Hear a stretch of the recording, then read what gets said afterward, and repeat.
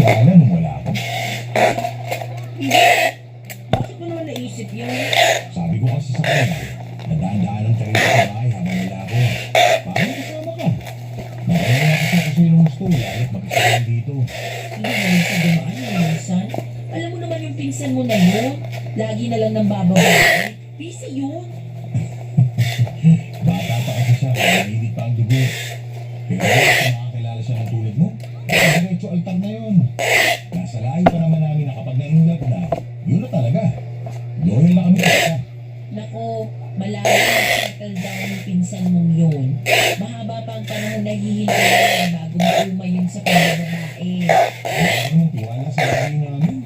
Ako na, kabataan ko, babaero talaga ako. Pero nung nakilala kita, yun, sa iyo. Kaya sigurado ko na hindi si Alan. Doon kaya ako nun. Change topic na nga. Oh, pa-change topic. Eh kasi naman, naiimagine ko yung pagbababae mo bago ako nakilala. Parang gusto ko tuloy-tuloy dahil sa selo. Ay nako, wag. Kakawin ko lang. Tuyo ka agad ang pagbababa sa akin. Huwag ganun. Namiss ko ang adobo, pero hindi ang kaya mo.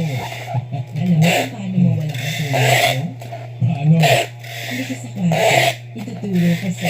Teka, hindi ba nakakasama sa baby natin gusto mo? Pwede ka naman madaganan to. Hindi ka naman nakausing-pusog ko eh. Nagpahapot naman si Martin papasok ng kwarto at doon ay may nangyari sa amin. Wala akong kasing saya na makasama muli ang asawa ko pero lalo na umangat ang saya ko nang maisip na buo na kaming pamilya. Magkakaanak na kami kahit na hindi siya ang totoong ama. Hindi naman niya alam. Ang importante ay nabuo sa sinapupunan ko. Umiwas na ng tuluyan si Alan at pinagtatayo ni Martin. Pero pag-intindi ko na naman ang kunwari sa asawa ko na hindi naman palagi close silang magpinsan. Doon pa lang ay nakikinig sa kakaisip ang asawa ko sa nangyaring paglayo ni Alan. Hindi ko alam kung anong swerte ang dala ni Alan pero sobrang kapit ng bata. Naging sobrang smooth ang pagbubuntis ko. Nang may labas ko na nga ang anak ko ay napansin agad ni Martin na kamukhang kamukha niya ito. Lalo na raw sa kilay at hugis ng mukha.